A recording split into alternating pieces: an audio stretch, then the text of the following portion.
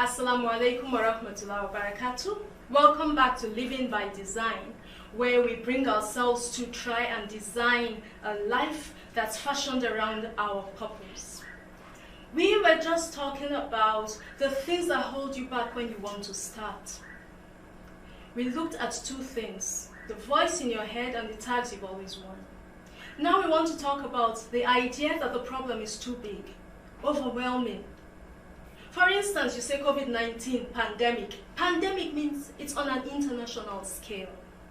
And then you sit and say, I want to do something, but it's so big, what do I do? Look at that big problem. Then bring your eyes, your mind back to your context. Your context, where you live. Your context, your house. Your context, your neighborhood. Your next door neighbor. Your context, your digital neighborhood, your friends on Facebook, Instagram, Twitter, and all the rest of them. That's your context. So yes, it's a pandemic, but it's also touching small areas. What can you do? I know of a group of young men, teachers. It's a simple job, right? Teaching is a simple job, so it's not as if they have a lot of money. But they put money together, they invited others to join them, they bought some foodstuff and distributed to those people whose income is already low, then was lowered still because of the restriction of movement, the slowing down of businesses and economic life. In that way, they were doing something small about a really big problem.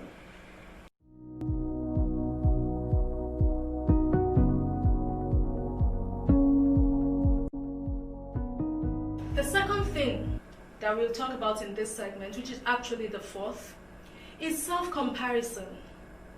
You've identified your seed, your context, you've made some connections, you are collaborating, but you keep comparing yourself to somebody else. You keep thinking, I'll never measure up. They do that so well.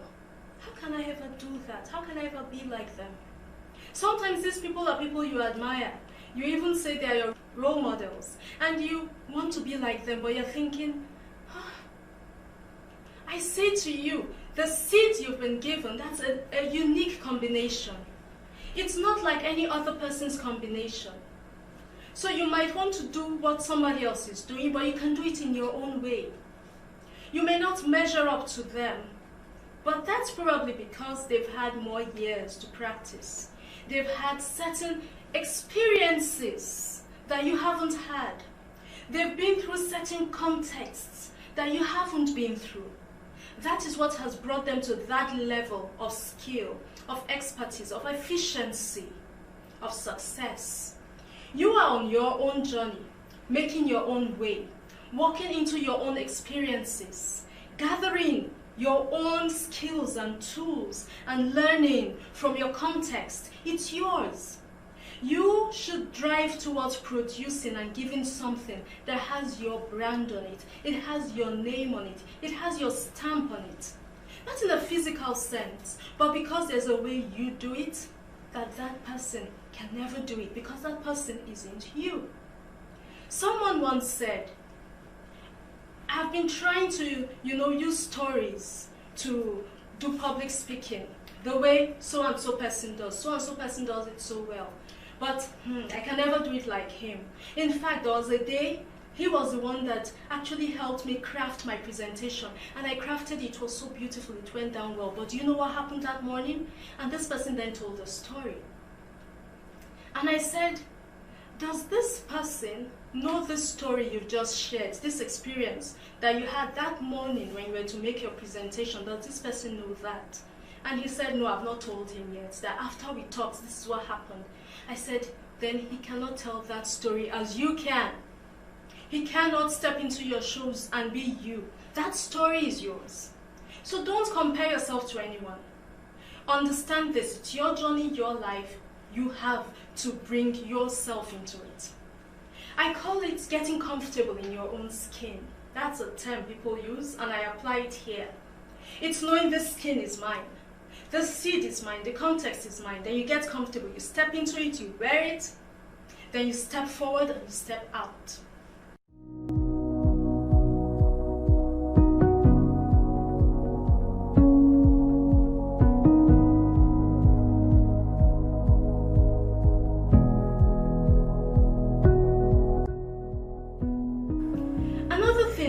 5 that holds us back is the fear of the unknown, the fear of failure. They're tied. If I could be sure I would succeed, you would say, then I would do it. But what if I fail? I don't know. And I say, embrace what you don't know. Acknowledge it. I'm here talking into this camera. Do I know what you're doing right now? No. My knowledge, my perception, limited. I'm here in this studio. Do I know what's happening outside, right outside this wall? No. Limited. So why should I get all worked up because I don't know what will happen tomorrow if I go on this journey trying to solve this problem? That's not my problem. There's a divine designer whose knowledge is perfect, holds all things.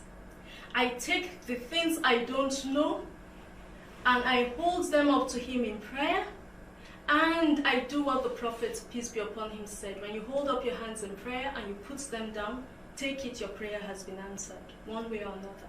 So I take the unknown, I offer it up to him, put my hands down, and then work with what I know. That's what he has given me. My seed, my context, the people within my context, the knowledge within my context.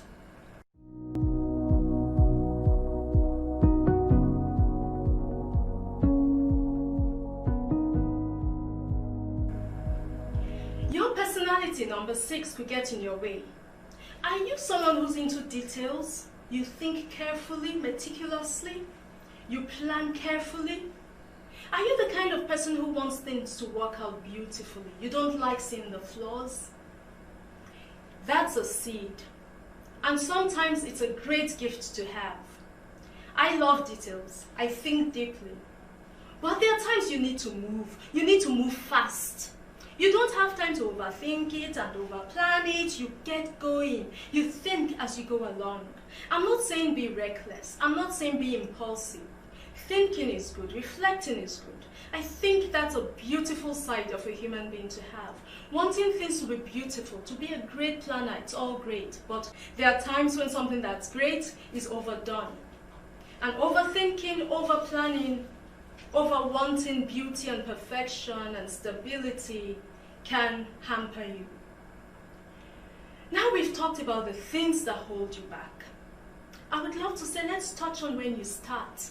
When you do start, expect to fail from the beginning. Expect setbacks. Expect criticism. Expect to be criticized. Expect suspicion from people, to be misjudged. Expect to make mistakes.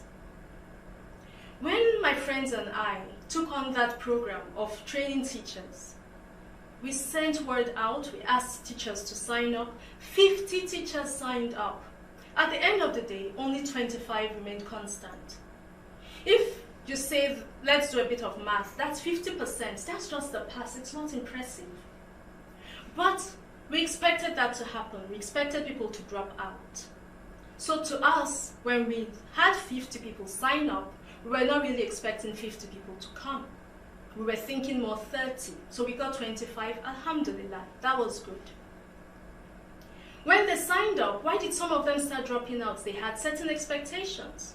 They somehow believed that we were being sponsored by maybe some NGO, some group or the government, and that there would be allowances for them for showing up. But we were actually doing this out of our own pocket and asking schools to support by providing us the venue, the resources, facilities, and all of that.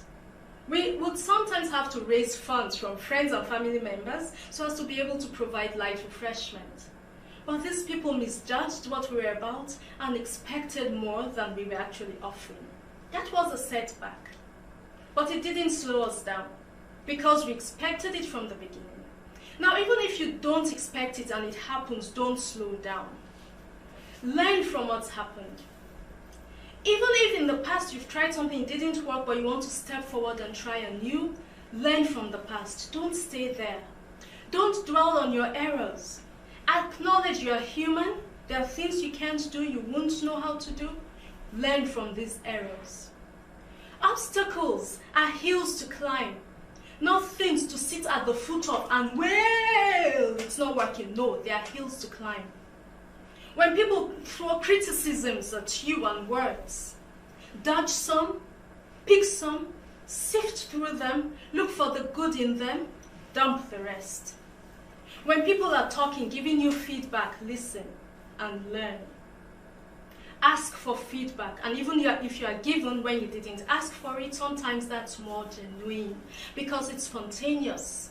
Take, sift, keep what's useful, dump the rest. Be humble, be curious, be courageous, or fearful, but just keep trying, keep going. We all have seeds, you've got yours. We all have skills and context, you've got yours. We can learn, we're designed to learn. You can learn. Do not be held back.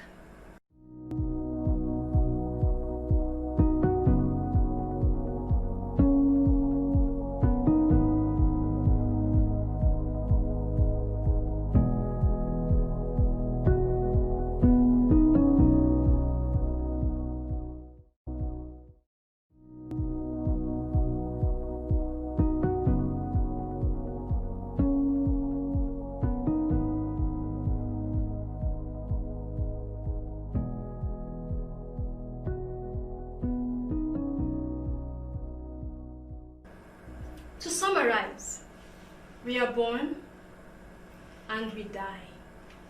Between these two events is the space we occupy. How well we occupy that space, for good or for ill, with purpose or without purpose, is what makes the difference between a purposeful life, a life well lived, a beautiful life, a life by design, or a life that was just meh.